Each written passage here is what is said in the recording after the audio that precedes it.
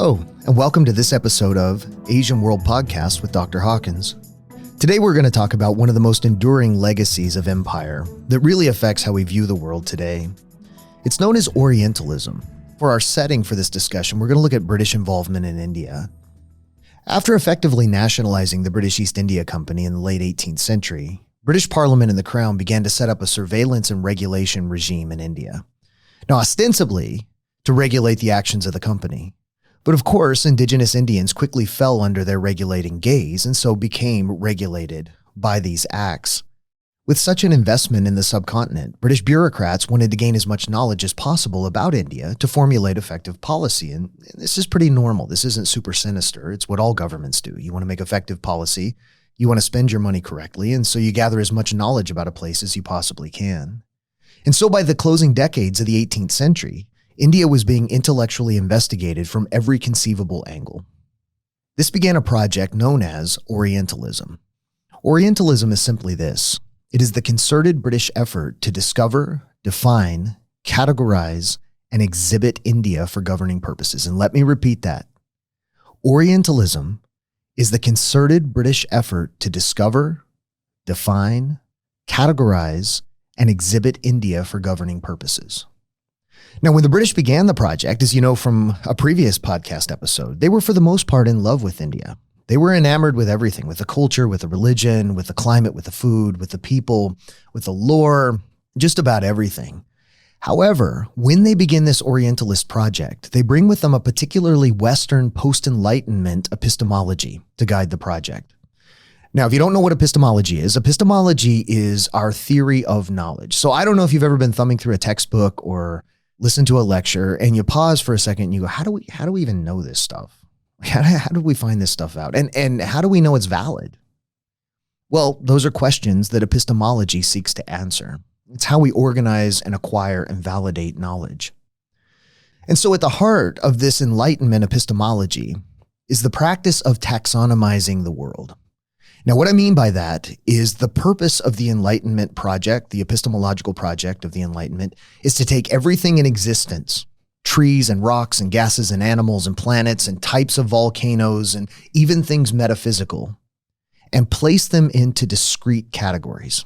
Everything, neatly organized, defined, analyzed, compared, and then codified into a knowledge system for reference. And that is the purpose of Enlightenment epistemology, to taxonomize or to categorize the world in a way to render it knowable. But this begs a deeper question about this epistemology. How do we know what goes in a particular category? How do we know how to categorize something?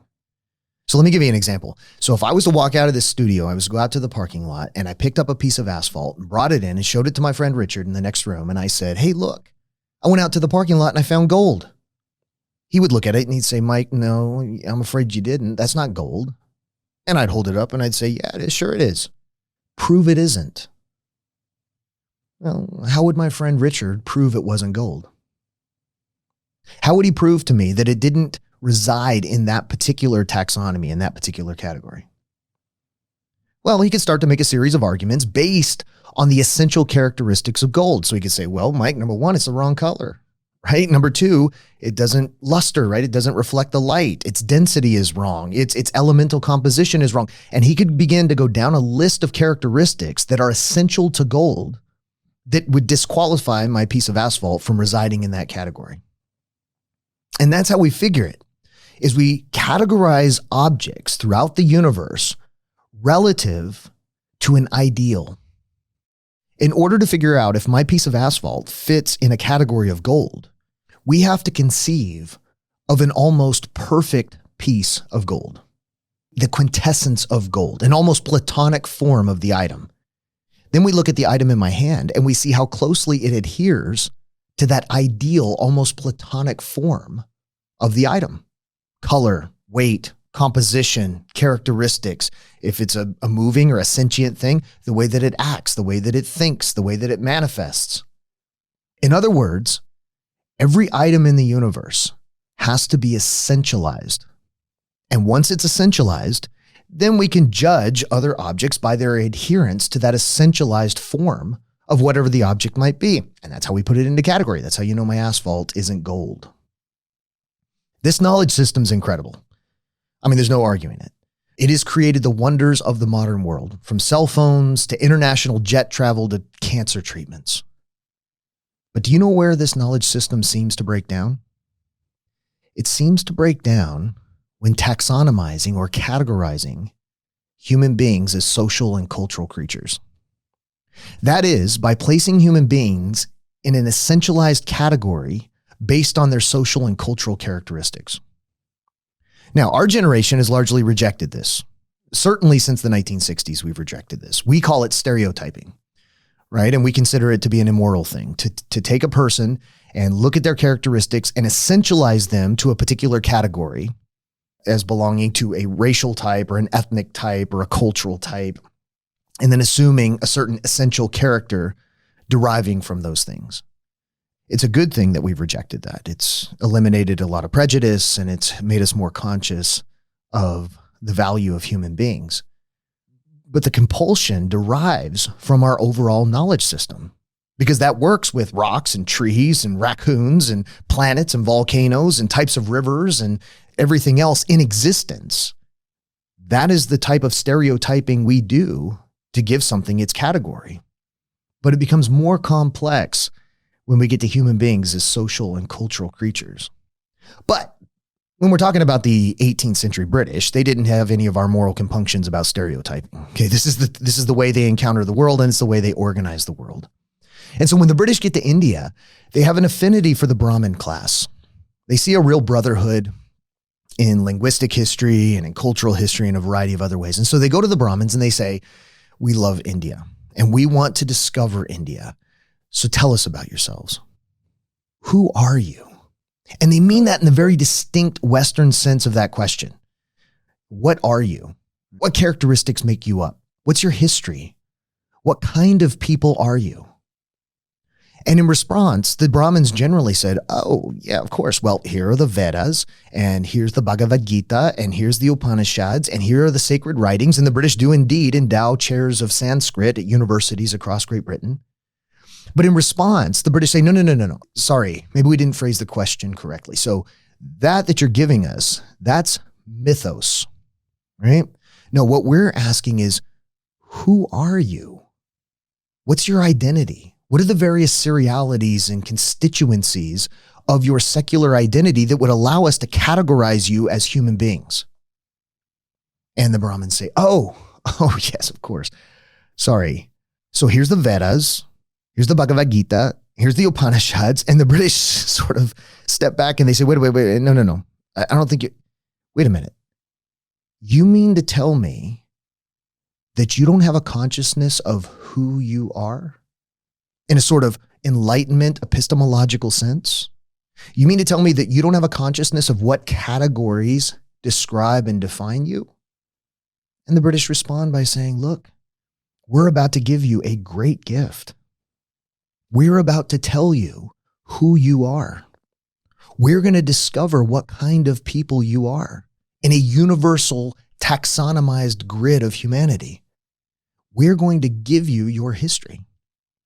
And so from this point on, the British began to render Indians as sort of objects of study rather than collaborators in the project, where the British say, well, you can't really participate because you don't understand the context of the knowledge system we're using to define who you are, which creates a kind of intellectual distance between the British and the Indians. And so the British set out to discover, to define, to categorize, and to exhibit India, acquiring and codifying knowledge in every way you can possibly think of. And so when you think of all the various ways that we gather knowledge and then codify knowledge for reference, your mind immediately goes to books. Books are only one small piece of this. Knowledge is acquired and codified in things like maps, statistical reports, ethnologies, literature, art, poetry, sketchings, museological artifacts, public lectures, economic analyses, and every other way that you acquire knowledge. Every other way that a place, a people, an item, an idea is enshrined and codified. Because of this, the great scholar Bernard Cohn argued that the British invasion of India was an invasion of epistemological space more than it was an invasion of physical space. meaning that what the British are actually colonizing is knowledge systems. They're colonizing definitions. They're colonizing categories. And they're colonizing the authority to exhibit India, meaning to show India to Indians themselves and to British and to anybody else who cares to look what India is. And so as they go through each of these codifications of knowledge, they're guided by their Enlightenment epistemology, meaning that the British are searching solely to essentialize India, just like we have to essentialize gold to figure out what belongs in what category. And so as the British go throughout India and they're sketching and they're writing and they're collecting numbers and they're mapping, they're looking for the essential Brahmin scholar, the essential Sikh warrior, the essential Muslim woman, the essential Hindu child, the essential Maharaja ruler, the essential landscape, the essential temple, the essential meal, all of these things that they can use to render India down to a discrete set of characteristics with regard to a particular custom or with regard to a particular person. And that way they can begin to organize India by placing people by their characteristics into neat categories and then formulating policy to relate specifically to the category they've created.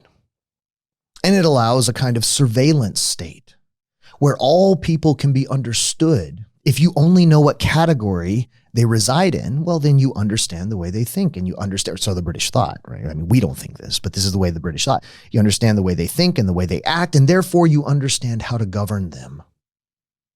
And so just like the elements, just like the genus and phylum, just like the classification of trees, the British essentialize Indians as social and cultural creatures in a way that puts them in discrete categories so they can be surveilled and effectively governed. Thus, the British create India as we know it, and as it is known in the corpus of accepted knowledge in all of the manifestations of codified knowledge. If you haven't thought of this already, this has a devastating implication. In 1979, a Palestinian scholar named Edward Said wrote a book entitled Orientalism. And the main argument of his book was that the Orient was an intellectual invention of Western Empire, meaning that this practice of essentializing, categorizing, discovering, defining, and exhibiting the Orient as carried out by Western Empire created the region, not only in the minds of the colonizers, but in the minds of the colonized, meaning in the minds of Palestinians, Indians, Pakistanis. Edward Said was referring mostly to the Middle East, and in our case, Indians. The implication of this is that the colonized have a certain degree of inauthenticity. It means they walk around with a kind of false consciousness or a fundamental misunderstanding of their own identity and their own culture because it was created by Westerners. And so all the books that you read, all the pictures that you see, all the notions of an essentialized India, what India is an intellectual possession of the West and therefore owned by the West. That's depressing. That is really depressing. And for about 20 years, this kind of dominated the discourse. And then something magical happened. The fall of the Soviet Union in the early 90s radically opened up the world. And in the 1990s, we get the rise of a new generation of scholars. And I was kind of at the tail end of this, and so I'm proud to be a part of it. But unlike their predecessors, this new generation of scholars had much more access to the world. They could travel around, they could experience cultures, places of the world that had formerly been closed were now open to them. And so this new generation of scholars traveled and lived abroad, spoke indigenous languages, developed and cultivated deep and abiding relationships with people across the world, and had immense cultural competencies. And do you know what they discovered? You know what I discovered? I've been a lot of places in this world, and I've never met anyone who's inauthentic in their identity. I don't think I've ever met anyone who's operating under a false consciousness of who they are. I've never met anyone who's broken by empire. Everyone I've encountered is as authentic and conscious of themselves as I am or anyone else I've met. The notion that someone's identity is an intellectual possession of another society or of knowledge systems, it didn't seem to shake out with reality on the ground. And a lot of us felt this. Well, in 1997, two scholars gave voice finally to this sense of sort of universality in human consciousness. Their names were Anne Laura Stoller and Frederick Cooper. In 1997, they published an article called Between Metropole and Colony. And essentially, the article was arguing for a high degree of indigenous agency, meaning that in the colonial encounter, the indigenous peoples had a high degree of consciousness of what was going on and of their participation in it. In other words, they weren't passive receptacles that were just receiving colonization, intellectual or otherwise, from Western imperialists. They were highly rational. They were highly engaged. They were highly conscious. And they were calculating their own best self-interest in every dimension of empire. Now, this radically challenges Said's argument concerning a kind of intellectual colonization of the Orient. And so they begin to describe colonization not so much as the conquest of one people by another, but a series of negotiations between the colonizer and the colonized in a shifting field of power, in which each side is seeking their best interest through a mutual negotiation that, of course, involves identities. But the idea that the colonized were affected by empire, but the colonizers weren't, also creates a false sort of homogeneity on the colonizer. Sometimes people refer to it as Occidentalism, right? They were going to essentialize the imperialists as all the same, whereas they were changing each other. They were interacting and they were sharing. I've certainly found this to be true in my own work. In my first book, Making Moros, I have this little episode, and unfortunately in the book, I only include a small snippet of it. I'd like to write an article that has the full account. But Making Moros looks at the American military colonization of the Southern Philippines, and Muslims in particular. And the American military officials in the Southern Philippines were kind of leading their own civilizing project, independent of the civilian regime. And they were thinking to themselves, we're going to civilize the Moros in our own way. We're going to Americanize them. And so they had a bunch of different policies, but they came up with one that they thought was the quintessence of American society. They brought the Muslim chieftains together and they said, we're going to have a good old-fashioned county fair. Now, I don't know what's more American than that. I don't know if you've ever been to a county fair, but it's sort of America squared, right? Everything is there. The community comes together. There's celebrations, but one of the most important aspects of a county fair is competition. And so no matter what you're into, whether you like to bake pies or you want to sew quilts or you want to grow a tomato, whatever, you can bring it to the county fair and you can subject it to judgment for excellence. And so me, for example, way back, little Mike would raise up a steer and he would feed the steer and he would break the steer to lead. And then he would bring the steer to the fair and I would show it alongside other steers. And then if my steer was good enough, I would get a ribbon. And so it seems to be a distillation of the essence of American productivity and American competition. And then if that wasn't enough, what's even more American than that is at the end, not only do you receive accolades in the form of a ribbon, but you can sell your product. And that's really where you find its value because the best steer is going to bring the highest price. And so again, you had little Mike out there and I had my steer. And after I showed him and whatever place I got, then I would take him into the auction and I would parade him around and people would bid on my animal depending on how good it was. And then I would be monetarily compensated and I would take him away and sob into his neck and say goodbye. And then I would get paid. And so seemingly everything that made American culture run seemed to be embodied in a county fair. And so the American military officials told the Moro chieftains, we're going to come together, we're going to have a county fair. So bring your products. Well, of course, the prized product in Southeast Asia, particularly among the upper classes, is the fighting cock. And so they told the local datus, the chieftains, I want you to bring a prized fighting cock and we'll have a judge and we can give ribbons and it'll be fantastic. And so the day of the county fair came. And the Moro datus and the Moro chieftains brought their chickens, they brought their fighting cocks, and they set them on a table, and the American judge comes up and he looks. Whew. And the first one had been plucked completely bald, except for 2 wings, and there's feathers on the wings. But other than that, that chicken was bare. And the judge says, I don't know what to do with that. And so he goes to the second bird. And the second bird had similarly been plucked completely bald, except for a mohawk running down its back. And again, the judge is just mystified. Then he goes to the third bird. And this poor animal on the end had been plucked, but also it had grown a third leg. It had kind of a deformity. And it would hop around and then it would lean on that one leg when it got tired. And I believe on that one, the one wing was dyed red and one was dyed blue. And at the end of it, the American military official, the judge, looks at the Datus and he's like, nobody wins. This is all crap. You guys are crazy. Why did you bring these birds?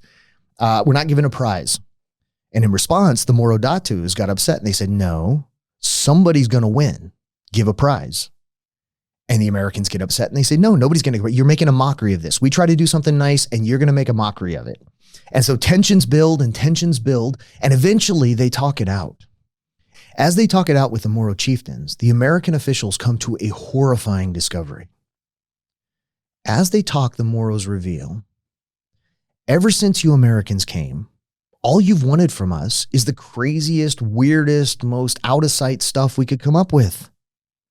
That's what you've been paying us to give you. And so the Moros had told the Americans about talking crocodiles and flying deer. And on a particular mountain, there was a bee that was big enough to sting a man and kill him. And so the Americans would try to track down all these exotic wonders and they just were crazy for them. And the Moros chieftains found the more crazy stuff I tell you, the more you want to talk to me and the more financial benefits I get. And so we just naturally thought that the chicken that would win the prize was the freakiest thing we could come up with. And the Americans, it suddenly comes to them. They say, wait a minute. You mean to tell me that the thousands and tens of thousands of pages of codified knowledge that we produced about Moro Province, much of it has just been you feeding us the craziest crap you could come up with? And the Moro chieftains were like, yeah, I mean, that's what you want. That's what you've been paying us for. And it suddenly dawns on the Americans.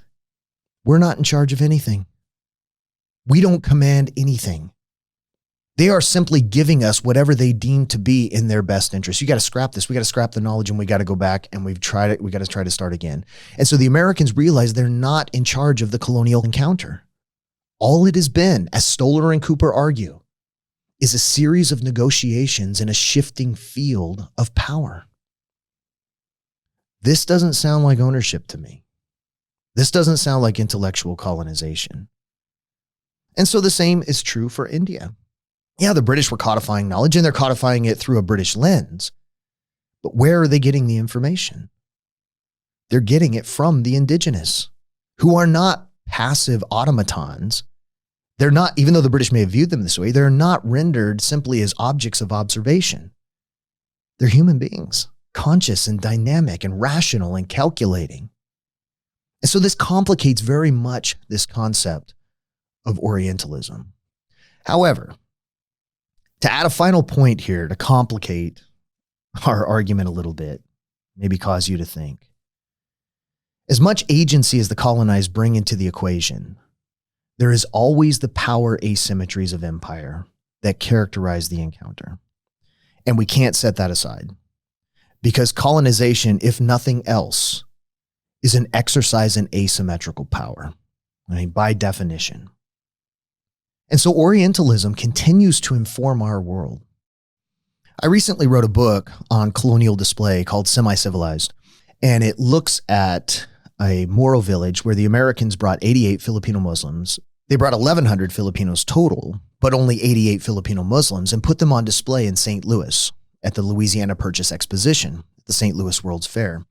And this was a vast kind of human zoo. So all of the industrialized countries brought their quote unquote savages. So the Japanese brought the Ainu, there were Patagonians there, Native American villages, and the industrialized society, the predominantly white industrialized society, could pay a fee, could go to the exhibits, and they could look at the savages. And that's how they were billed. And when I tell people about this, they're horrified, and rightly so. Right? They're just aghast. They're like, we did that less than 120 years ago, I guess, in St. Louis. That's just horrible that we created this human zoo. And it is horrible. But at the same time, I don't see how things have changed all that much, actually. Much of this continues today. All of this continues today. Now, we call it different things. We might call it multicultural education, or we might call it cultural appreciation. I don't think much has changed. I mean, for all of you listening, you ever been to a culture night? Or you ever been to a cultural assembly? When I was in school, we had them all the time, right? We would have someone from a Native American tribe come in, and they would bring artifacts and clothing, and they would describe customs and cultures. And what else was that supposed to accomplish except for an hour distilled down a culture to render it understandable to a bunch of middle school kids or high school kids? Culture nights are much more broad, where you can go to, for example, a Filipino culture night, taste Filipino food, and then you could observe Filipino custom. Or if you've ever been to the Polynesian Cultural Center in Hawaii, right? You can go from village to village and see sort of an essentialized distillation of whatever island culture is in that village. Well, again, what else is that except, again, a distillation of a culture rendered scrutable for a metropolitan audience?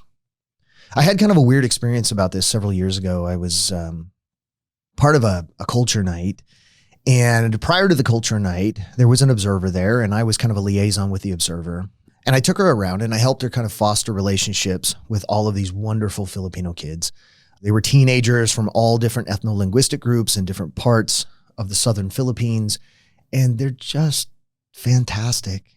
It's one of those wonderful experiences where we'd come together and we'd eat, and I was translating some things for her. And after we eat, in wonderful Filipino fashion, we'd sing karaoke and take a trip to the store, and we could spend what was left of the per diem and buy things to take home, pasalubong to take back to the family.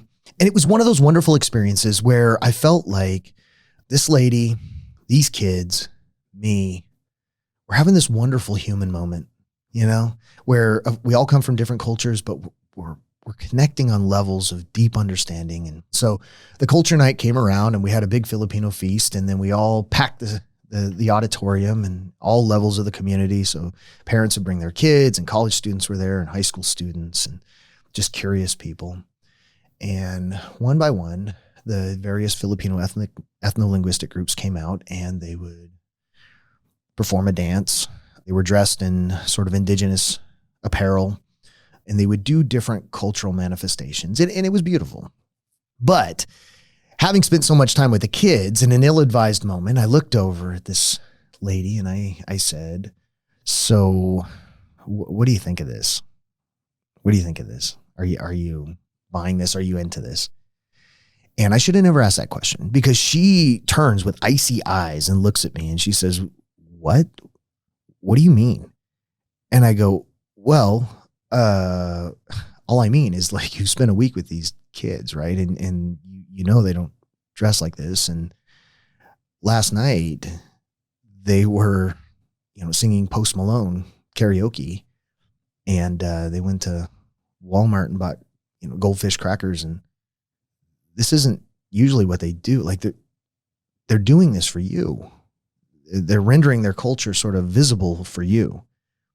And she got really upset with me. And she says, how could you say this? This is beautiful. And it was beautiful. She had me there. It was beautiful, but I shouldn't have pushed the conversation further, but I did.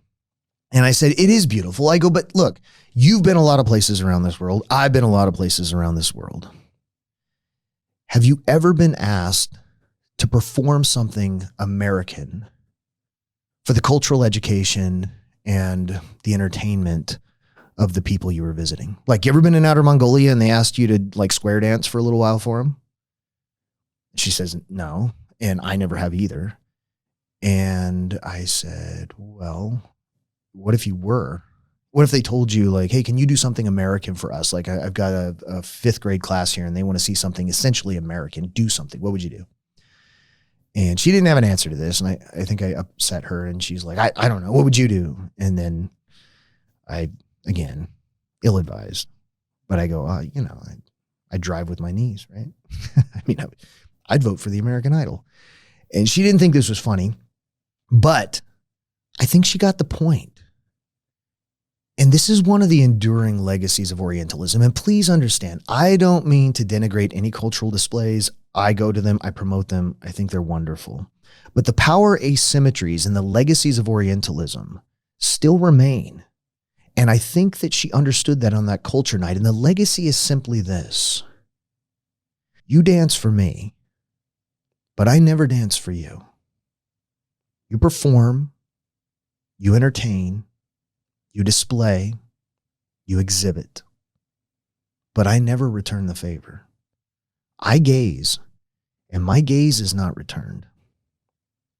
And in that sense, there probably is still some truth lurking in Edward Said's analysis of Orientalism.